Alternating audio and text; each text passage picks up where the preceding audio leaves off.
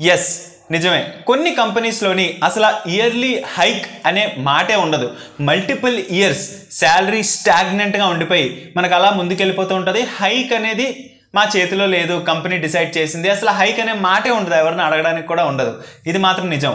But on the other hand ఏ కంపెనీస్లో అయితే ఇలాంటి సిచ్యువేషన్ ఉంటుందో, లైక్ హైక్ అనేది మల్టిపుల్ ఇయర్స్ ఇవ్వరు అన్న కంపెనీస్ ఏవైతే ఉంటాయో ఆ కంపెనీస్ ఖచ్చితంగా మనల్ని తీసుకున్నప్పుడు మన ఎక్స్పెక్టేషన్స్కి మించే ఒక 2-3 lakhs మనం అడిగిన దానికన్నా ఎక్కువ ఇచ్చే తీసుకుంటారు. And another thing what I have noticed is that ఏ కంపెనీస్లోనైతే ఇలా మల్టిపుల్ ఇయర్స్ హైక్ అనేది ఇవ్వరో ఆఫ్టర్ మల్టిపుల్ ఇయర్స్ ఒకేసారి ఆ 3 yearsలోని మన యావరేజ్ హైక్ పర్సంటేజ్ ఏదైతే ఉంటుందో అది మనకంతా కంబైన్డ్గా వస్తుంది. పక్కాగా వస్తుందా అంటే again it depends on situations. మనం చూసుకున్నట్టయితే లాస్ట్ 2 yearsలో 2021 కానీ 22 కానీ 23 కానీ 22-23 అసలే చాలా కంపెనీస్లో హైక్ అనే మాట కూడా లేదనమాట. 21లోనే మనం చాలామంది 21లోనే జాబ్ స్విచ్ అయ్యారు కాబట్టి వాళ్ళు ఎలాగా ఫస్ట్ హైక్ సైకిల్కి ఎలిజిబుల్ కాదు. And also 22-23 most of the కంపెనీస్లో హైక్ అనేది లేదు. 24లో హైక్ ఉంటుందా అంటే who knows, God only knows. But A companies అయితే ఇలా హైక్ సైకిల్ అనేది కన్సిస్టెంట్గా ఉండదు అంటే కాన్స్టెంట్ ఇయర్ బేసిస్ మీద ఎంత పర్సెంటేజ్ ఇవ్వరు అని కానీ మనం ఐడెంటిఫై చేసుకోవాలి. ఇంటర్వ్యూకి వెళ్ళినప్పుడే మనం ఐడెంటిఫై చేసుకొని, ఎందుకంటే ఇట్స్ వెరీ సింపుల్. మనం గూగుల్లోకి వెళ్ళి మనం ఏ కంపెనీకి అయితే ఇంటర్వ్యూ ఇస్తున్నామో ఆ కంపెనీ స్పేస్ హైక్ సైకిల్ ఎలా ఉంటుంది, ఎంత యావరేజ్ పర్సెంటేజ్ హైక్ అని మనం ఇస్తే ఖచ్చితంగా మనకైతే దొరికేస్తుంది. ఫర్ ఎగ్జాంపుల్ మీరు ఒక టీసీఎస్ కంపెనీకి వెళ్తున్నారు లేదా సమ్ సర్వీస్ బేస్డ్ కంపెనీకి వెళ్తున్నారు, ఏమని రాస్తారు ఎక్కడన్నా 6-12% hike, 6% on the lower end, 12% on the higher end, or maybe 8% on the higher end. So మనం ఎంత శాలరీకి వెళ్తామో ఖచ్చితంగా ఎంతో కొంత 6-8% హైక్ అయితే ఉంటుంది సర్వీస్ బేస్డ్ కంపెనీలో.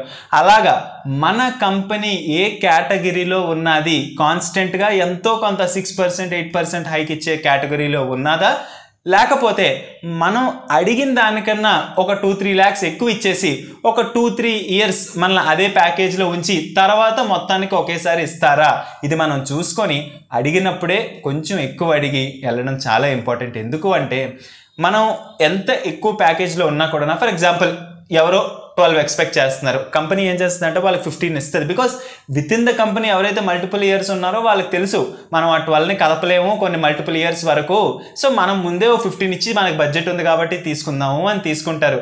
ఆ 15 వచ్చినప్పుడు మనకి ఎంతైతే హ్యాపీ ఉంటుందో ఒక 1-2 years అదే 15 గడిచిన తర్వాత అరే ఏంటి మనం 15లోనే ఉండిపోయాము, మనం స్టక్ అయిపోయి ఉండిపోయాము అన్న ఫీలింగ్ మనకు రావడం అయితే స్టార్ట్ అవుతుంది. బట్ కొన్ని కంపెనీస్ ఏం చేస్తాయంటే 12 అనగానే ఓకే మేము 12 ఇస్తాం, ఆ 12ని కొంచెం 13.5 తేడం, ఆ 13.5ని 15కి తేడం, ఇలాగ కొన్ని కంపెనీస్ చేస్తే ఇలా కొన్ని కంపెనీస్ చేస్తే at the end of the day most important thing, ఎప్పుడైతే మనం జాబ్ మారుతున్నామో, ఎప్పుడైతే ఒక కంపెనీలో మనం జాయిన్ అవుతున్నామో ఆ కంపెనీ హైక్ సైకిల్ ఎలాగుందో చూసుకొని దాన్ని బట్టి మనం ముందే కొంచెం ఎక్కువ అడిగి తీసుకొని వెళ్తే బెటర్.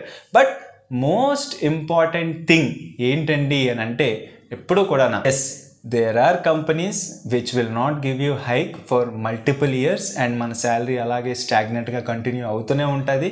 ఏదో ఒక రోజు ఇవ్వచ్చు, ఇవ్వకపోవచ్చు. అంతగా మనం వెళ్ళి ఏంటంటే ఇన్ని ఇయర్స్ అయిపోయింది ఇంకా మాకేం హైకులు రాలేదు అంటే there will be only one statement: do something for the product, do something innovative for the product. But ఆ ఇన్నోవేటివ్ అనేది మనం చెయ్యాలి, ప్యారలల్గా ప్రాజెక్ట్తో పాటు చెయ్యాలి అంటే it's not a small task. Because project అనే దానికి ఒక టైం లైన్ ఉంటుంది, పక్కన ఇన్నోవేటివ్ దానికి మళ్ళీ అడిషనల్గా టైం లైన్ ఉంటుంది కాబట్టి it's not a small thing.